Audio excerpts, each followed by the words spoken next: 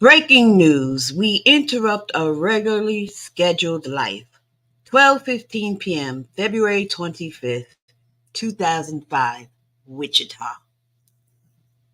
The suspected BTK killer, Dennis Lynn Rader, age 59, was pulled over and arrested while driving home from work in his white city truck at 12:15 p.m. today. Rader, who has been on the lam for 31 years, was en route to have lunch with his wife of 33 years, Paula, age 56. They had met for lunch every weekday for the past 14 years at their three-bedroom ranch in the small suburban community of Park City.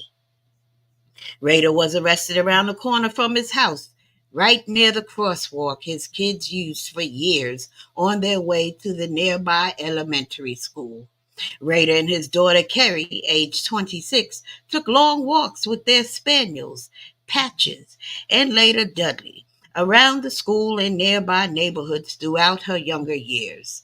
With several guns pointed at him, including a shotgun and a submachine gun, Rader was detained without incident, handcuffed face down on the pavement right above the large drainage pipes his daughter liked to play in as a kid. One of the first things Rader said after being arrested was, "Hey, would you please call my wife? She was expecting me for lunch. I assume you know where I live." All right, welcome back to another reading session of A Serial Killer's Daughter by Kerri Rawson. And the last reading session, I was going to end it at chapter 21, and I accidentally flipped to chapter 22 and just saw the first sentence, "Your dad is BTK," and I just had to read that chapter. But in doing that, I skipped a page, which is what I just read. The breaking news: we are interrupted by a regularly scheduled life. All right, so we are on to chapter 23. The title is All Reality Can Sometimes Be Lost. 2:30 p.m., February 25th, 2005. On the way home, I thought the FBI was at the apartment because I'd accidentally downloaded something I wasn't supposed to. If only that was it.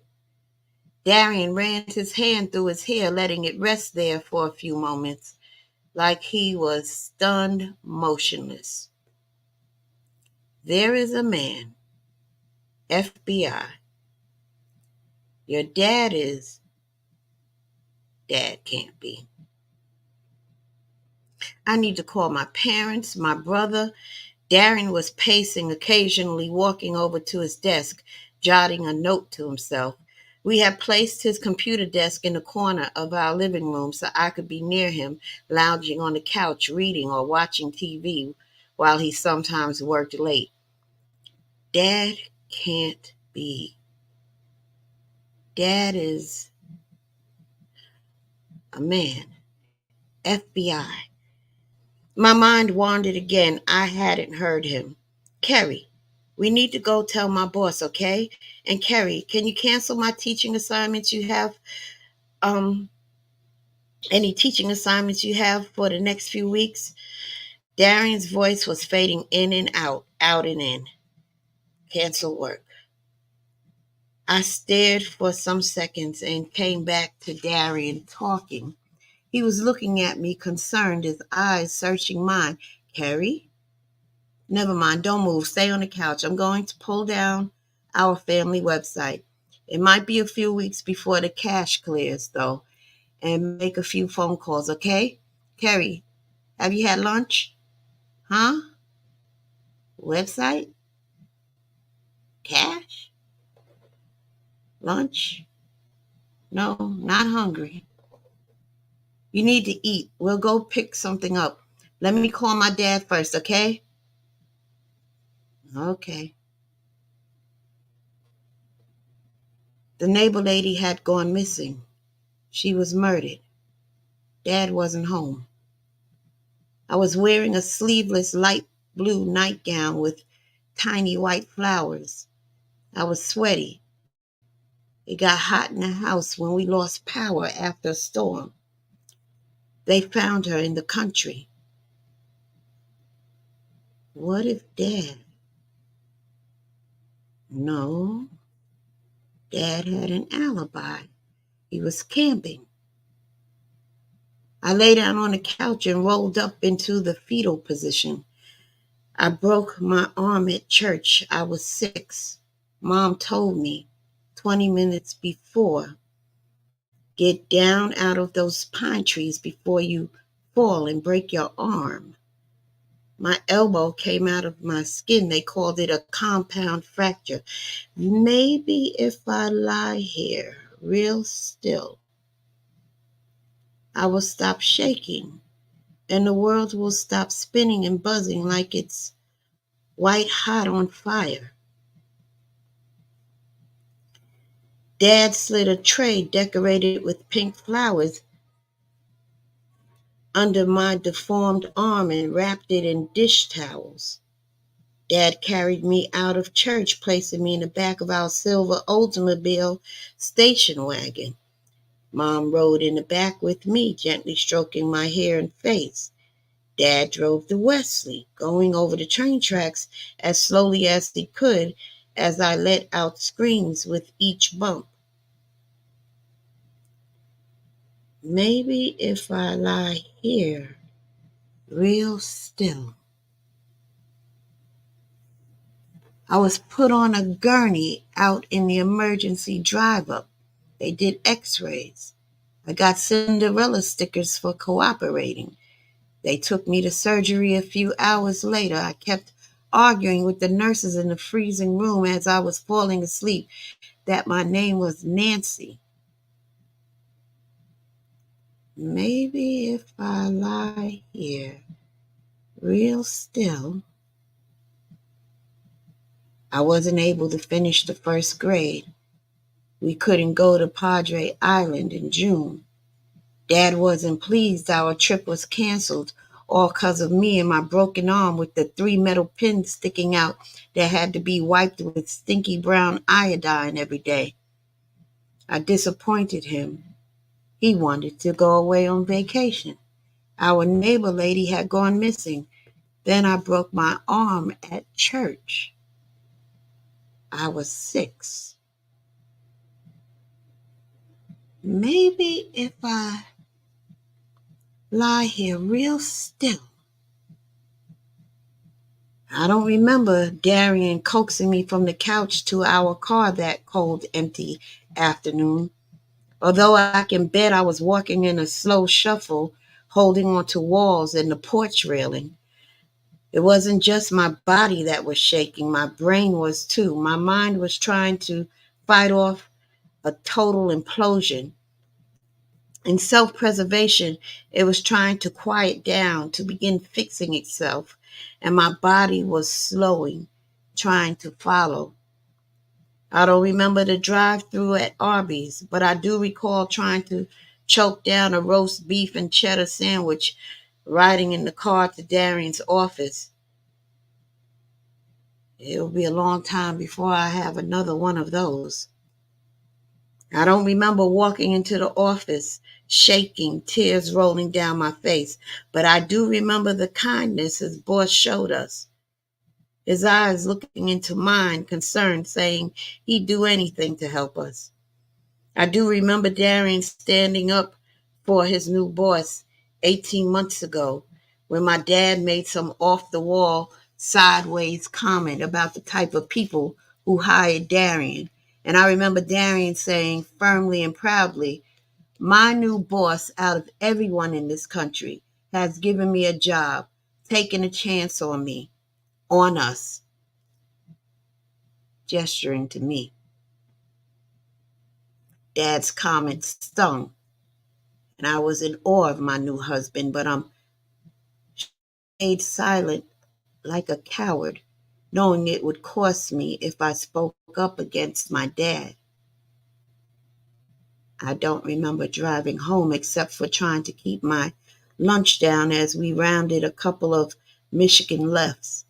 I don't remember the rest of that first awful afternoon after my dad was arrested, except for finally reaching my mom on the phone sometime long past when I should have been able to.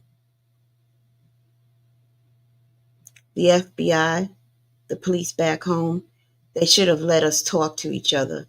We didn't know anything. It was cruel, and it scared me. I don't remember who called whom. Our voices echoed each other, overlapping the same torn, distraught sounds, both overwhelmed with shock and grief, both falling into our own pit of hell, 16 hours away from each other.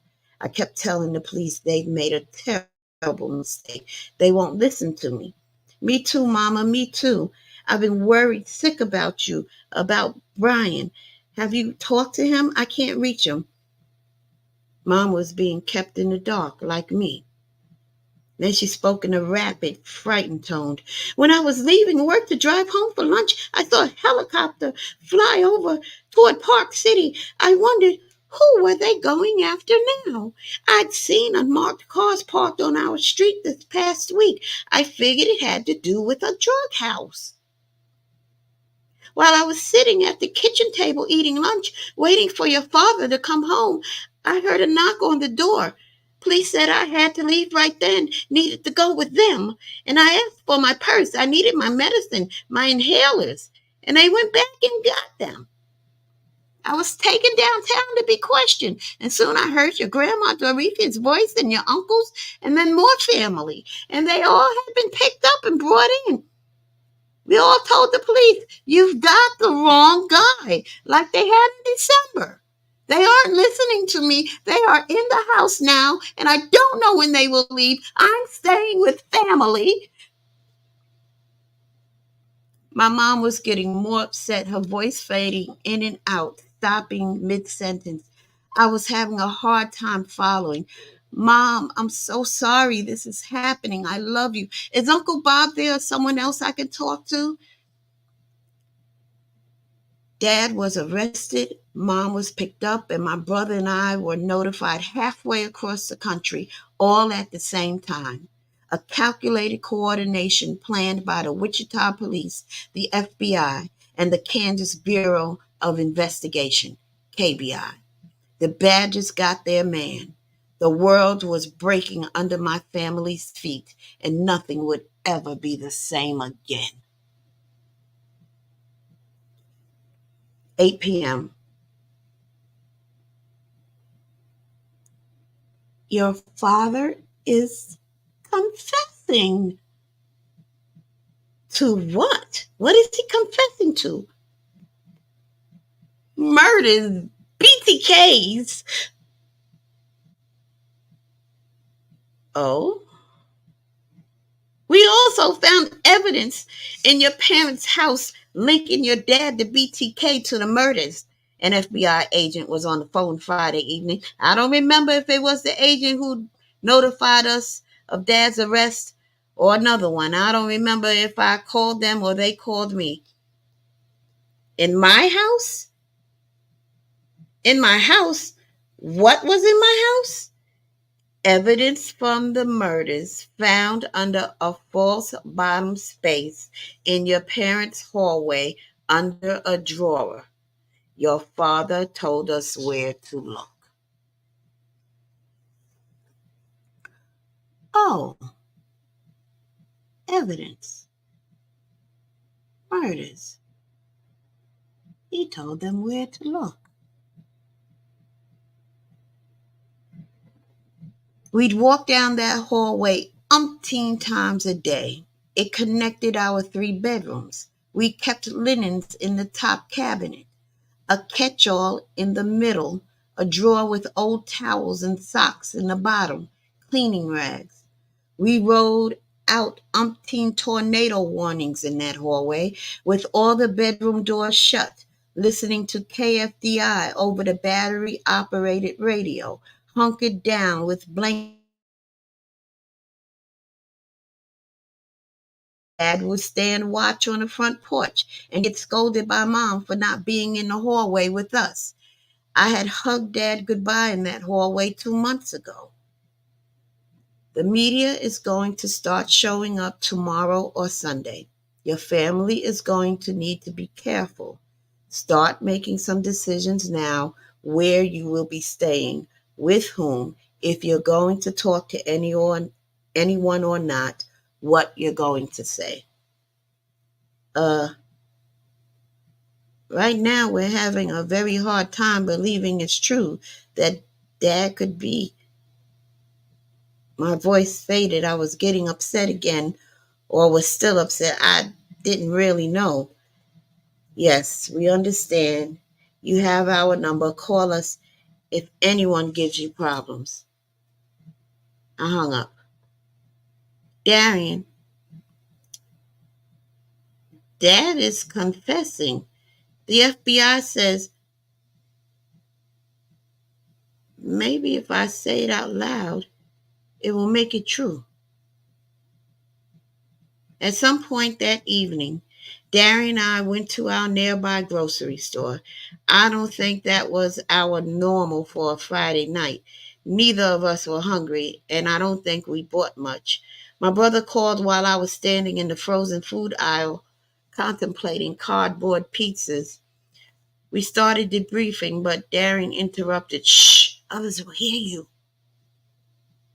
I kept talking, wandering aimlessly around the tables piled with baked goods, sitting on a bench near the magazine section, waiting for Darian to finish shopping and check out. I kept talking while we drove home, and when inside, I was back in our apartment, standing near our fancy folding table, when Brian choked up, his voice tearing apart.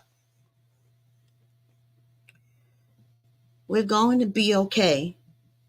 My voice ached in the same way as my brother's, and I didn't know how I was going to survive the night. But my brother needed encouragement, and maybe hearing it said out loud would make it true. Darian won't leave my side for nothing, and Mom is with family. We're going to be okay, all right? Dad was destroying us, his family, my family.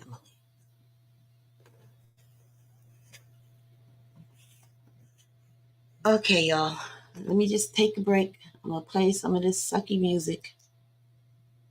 You know, sometimes when I read,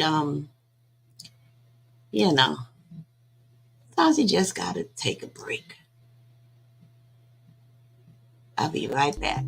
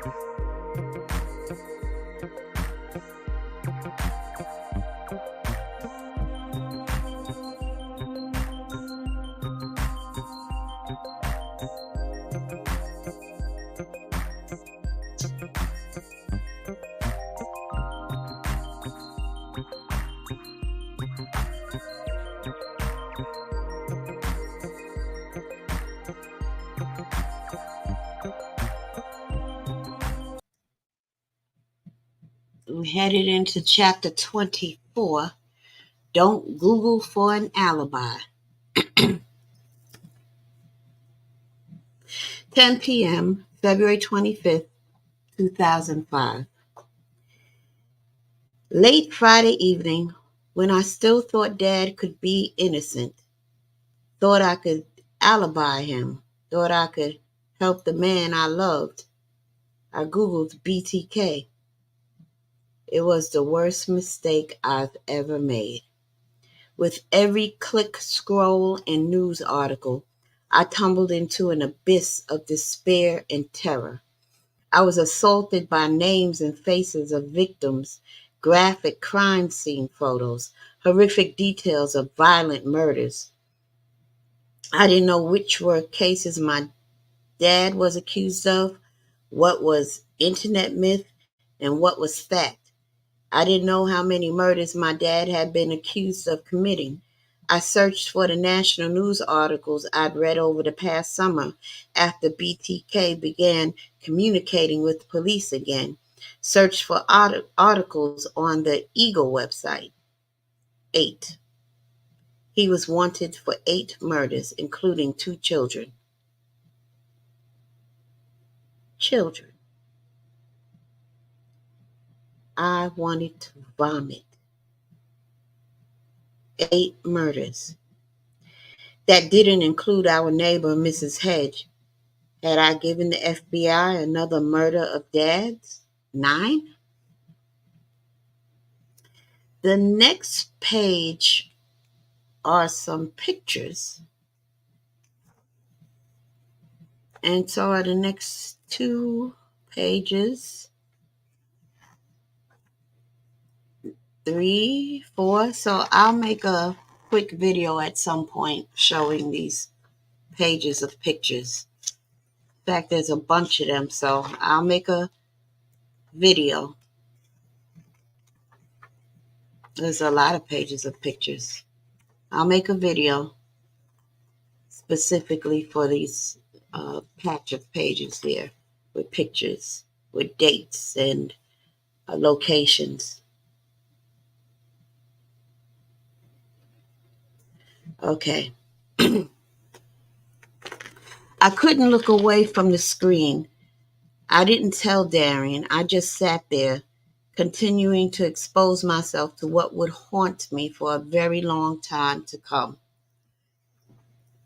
I came across 2 suspect sketches from the 1974 cases. I don't think I'd ever seen the sketches before. I could vaguely make out my dad in the picture from April 1974, the recessed way the man's dark eyes sat in the sketch. I also came across an audio recording of a 911 call placed in December 1977 after a murder.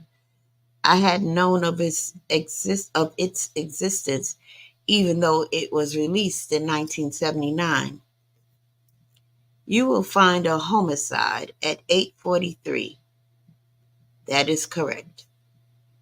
Through the static and seizing fear, I recognized my dad's voice, younger but him.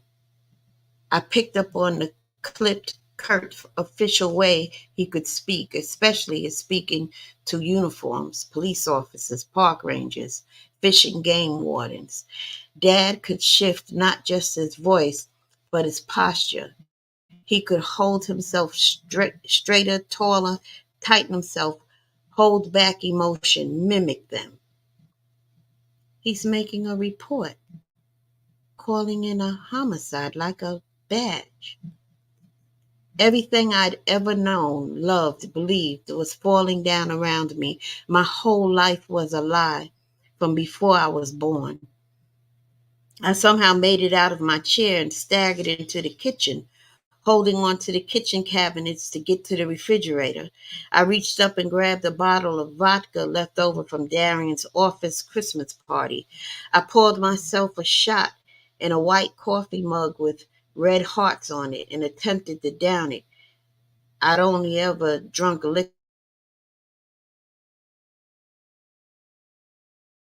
You doing? Darian had come out to the kitchen to see what was happening with his hot wife. Drinking. It's what they do in the movies, when bad things happen. Is it helping? He asked gently. No, it burns and tastes like fire. He took the mug from me and poured the rest down the sink. I think we better get you to bed.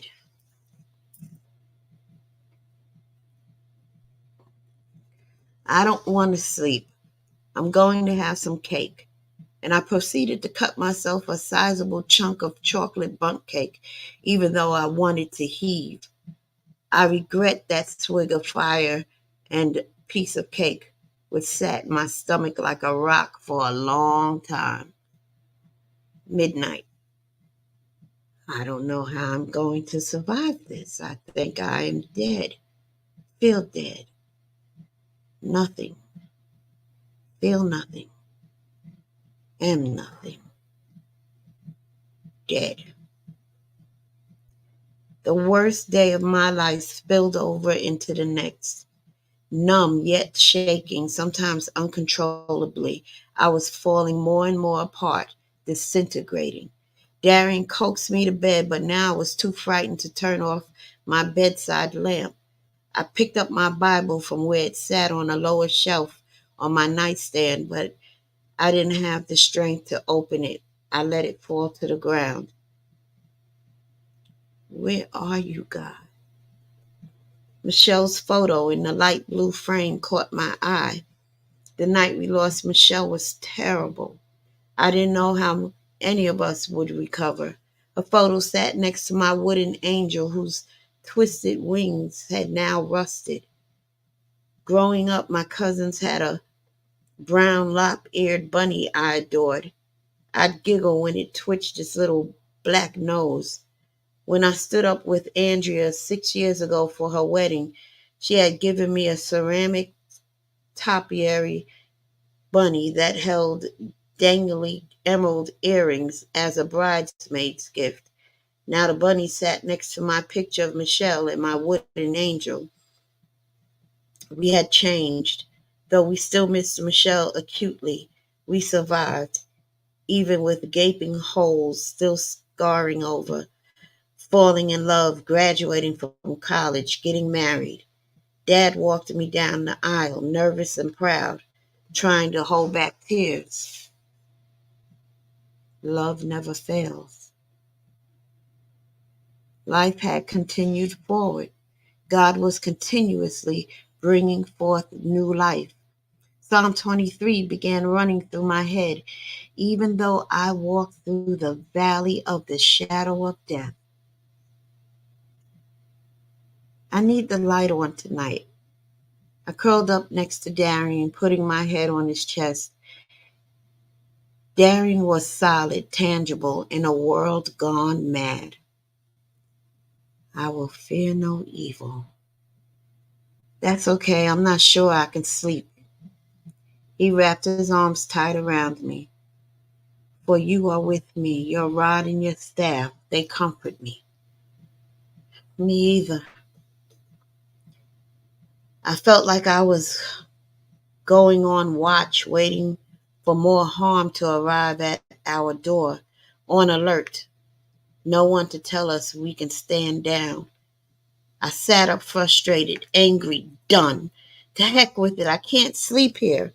Want to sleep on the couch? I can take the floor or something. Yeah.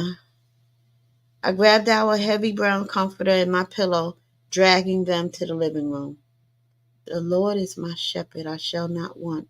He maketh me lie down in green pastures. He leads me beside still waters. He restores my soul. The rest of the night passed with the two of us taking shifts to sleep, one on the couch, one on the floor, watching over the other one. I'd wake up in the night, foggy, hazy, and see Darian on the computer. He was standing watch over us there too. Surely goodness and mercy shall follow the house of the Lord forever. When early morning hit, I was on the floor, anchored tight in the comforter, and Darian was on the couch, wrapped in a sea green blanket that had been a wedding gift.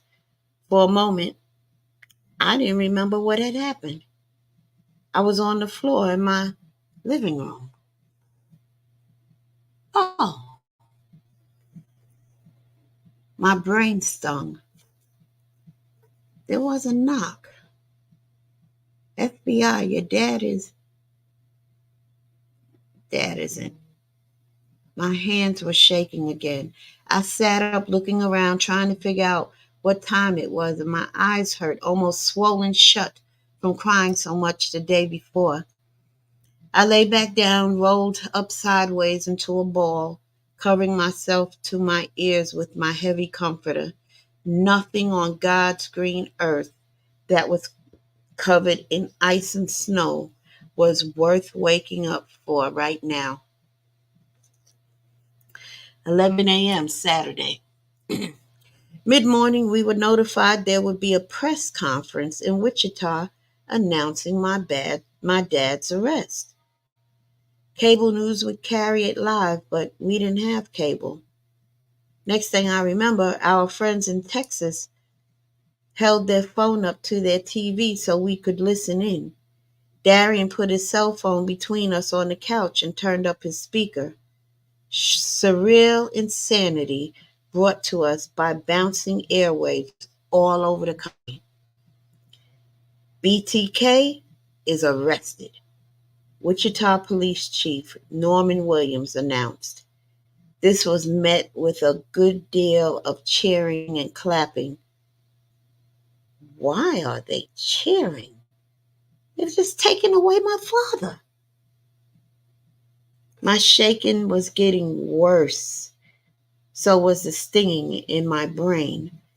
A bunch of speeches followed. Politicians. The national news cut away after about 10 minutes. No one mentioned my dad. Later, I read that 40 minutes into the press conference, the commander of the BTK task force, Wichita Police Lieutenant Ken Landwehr, was finally given the chance to speak.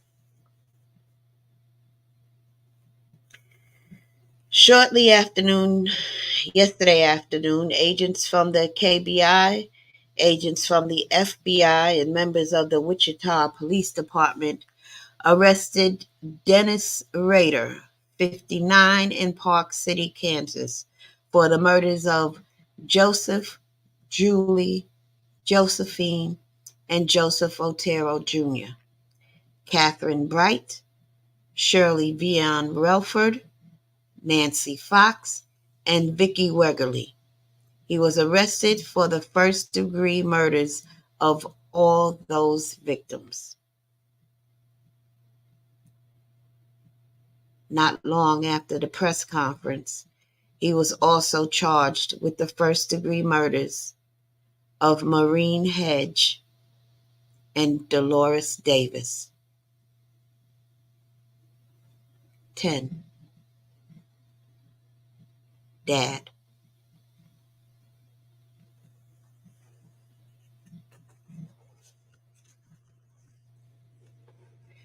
Chapter 25. Media circuses belong in big tops, not apartments. 4 p.m. Saturday, February 26, 2005. It's becoming a circus here. We're still trying to figure out if we should fly Mom to you or fly you here. Uncle Bob called and was briefing me on the latest in Wichita, which had been quickly invaded by the national media. The street I grew up on was swarming with sightseers, and the Park City police were trying to keep folks from helping themselves to my parents' mailbox or whatever else they fancied from our yard. Your mom is having a real hard time right now, so I'm calling to check on you guys. We're working on a lawyer for your dad. That's a good idea. I don't think this is going away. No, we don't either. It just doesn't seem possible. Not your dad. It just doesn't make sense. But I'm with you. We need to make some plans. Your mom isn't there yet. We need to be patient and take it slow. Okay, things are quiet here. We love you and Darian. We're praying. Praying. By Saturday evening, all the national news sites were having a heyday covering my dad's arrest and alleged crimes, using the nice picture of him in his coat and tie from the church directory that had hung on my wall till yesterday. I'd gone back to the internet. It was our main source of information, but I was trying to be more careful to stick to credible news. Unable to solidly wrap my head around what Dad could have done, I'd begun to blank on the crimes. Not recalling them, I'd read it over and over, tumbling into a cycle of disconnection, dissociation, then remembering, reinforcing. My mind was continually trying to narrow, like someone was coming along and tucking a thick fuzzy blanket around the edges, trying to dampen the effects of the incoming information, but I kept fighting against it, thinking if I only knew everything and could grasp it, then I wouldn't feel so lost. Instead, I was piling harm upon harm, walking myself into a mental heap of trouble. 11 p.m. Late Saturday evening, absurdity hit the internet and the news, mentioning a joke Darian made the year before on our family website, saying my night terrors were going to be the death of him.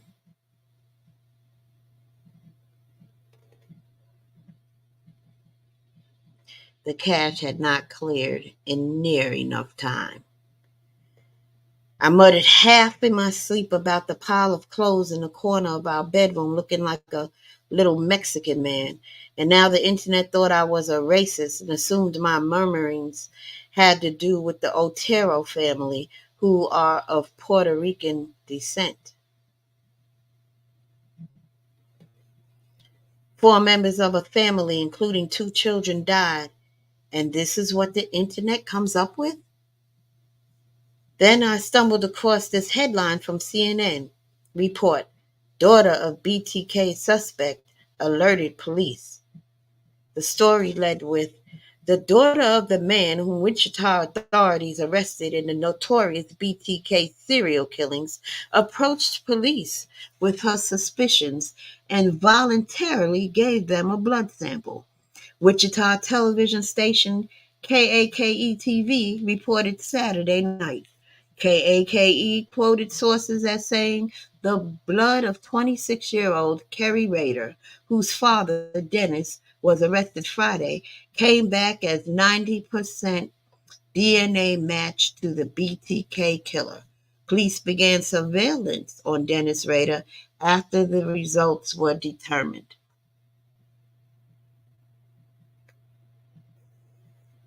The daughter of what?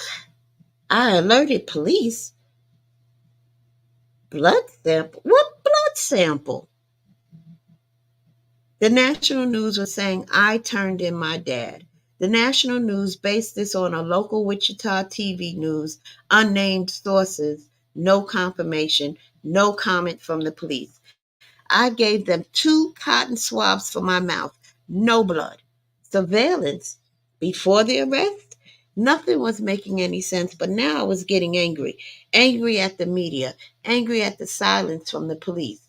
The anger took away some of the numbness, helped me to remember I was still breathing. CNN was blasting far and wide that I turned in my dad. I did it. Mrs. Hedge, I did.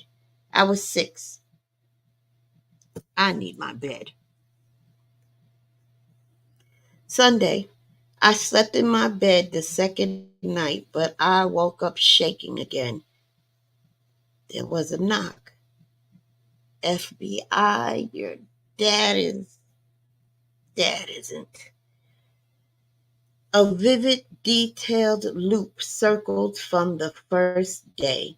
It lasted for minutes, and I stared off into nowhere as it flashed. As my mind replayed it, I felt fear again, physically, like it was happening over and over, my chest seizing each time.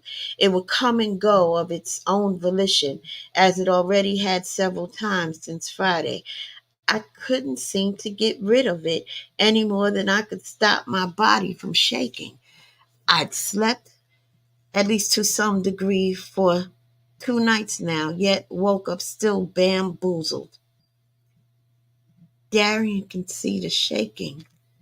I won't tell him or anyone else about the loop. After willing myself out of bed, I headed to the living room and asked Darian what was the latest. You don't want to see the newspaper. Why? We're on the front page. You mean Dad is, right? No, I mean us. He gestured between him and me. Us. Darian pointed to the Detroit Free Press sitting on his desk. We have kids. Did you know that? What? He handed me the paper, and at the bottom was an article about the daughter of BTK and her husband, who had 2 children and lived in the metro Detroit area. Darian, how does the newspaper know where we live? Darian, why does it say we have children? Why do folks keep calling me the daughter of BTK? Darian, I'm going back to bed. Noon. I convinced myself to get back out of bed. I don't know why. I shouldn't have. Darian said, a reporter tried to offer my dad a thick envelope stuffed with cash if he would give the goods on us. What? He shut the door on them. Also, a reporter offered money to my best friend in Wichita if he would videotape us somehow. He told them to hose off. I'm getting the feeling I'm going to need my bed a lot today. Mid-afternoon, I heard a knock at our door. Darian looked through the peephole and saw 2 local TV reporters standing in our hallway with a cameraman. The camera light was already on. They were already recording, waiting for someone to open the door. Kerri, I'm from Fox News. Channel 4 is out here also. I doubt we will be the last. I halted in the hallway and scrunched down like I was hiding. The world was buzzing white hot again. My body felt like it was separating from my mind, and my mind felt like it was separating from my body. Father God, I'm not going to survive this. Seized again with fear, I pressed up against the linen closet in the hallway, huddled up in a little ball, shaking. I wrapped my arms tight around my knees, trying to make myself as small as possible. FBI questions, asking for my DNA, internet blowing up, cable news blasting out confusion, now cameras in our hallway, our locked hallway. Shame washed over me like I'd done something wrong. Our intercom buzzed. More reporters outside asking for BTK's daughter. Guilty as charged. I'm BTK's daughter. No longer Kerri. She's gone. Dorian was standing by the door, on watch again. He looked down our hallway and saw me disintegrating in front of his eyes. He marched to his toolbox, grabbed a screwdriver, and disabled our intercom. He came over to me. Come on, let's get you to the couch. We need you to get out of here, home, before this gets any worse. Home? Kansas. Not here where the cameras were in apartment buildings. BTK's daughter. Darren called our local police, and soon the police chief showed up at our apartment. The chief advised Darren, as the FBI had, we shouldn't talk to the media. Whatever we said could end up harming my dad's case, harm my family. Darren told him we wouldn't be talking to the media and that I was shaking in our apartment right now, terrified. The chief told the reporters and the camera operators and the news trucks they couldn't be on private property or in private buildings, and then stationed a local police officer outside our building. I was quickly developing a huge distaste for the circus and its clowns. But I began thinking the guys with the badges might not be so bad after all. Except the FBI. That was going to take some extra forgiveness and understanding. 3 p.m. We met with the lawyer. He told your dad is confessing. Told us how much your dad's defense would cost. Uncle Bob was on the phone again. He recommended we let your dad rely on the public defenders. Yeah, we can't afford. Whatever Mom thinks is best. She agreed with the lawyer. She's not doing well. We need to get you home to be with her. She needs you. You need her. Mom and my grandparents were headed out of Wichita soon to stay with family. We decided to fly me to Kansas City where I could meet my family in safety, away from Wichita, which was oozing reporters. My family paid for my airfare, and I was set with a connection through O'Hare on Monday to home. Home. I don't recall the rest of Sunday except for two things. Our neighbors across the hall left a nice note on our door offering to pick up groceries for us, and Darren told me 20 times or more I needed to pack. Pack? Why? Oh, right. BTK's daughter was going home. The fuck? All right. We are coming up to part 5, which begins with chapter 26. That will be the end of this reading session. Lord Jesus Christ, a blouse and skirt. Can't imagine if the FBI shall come knock upon me door and tell me my father was BTK, blood clot.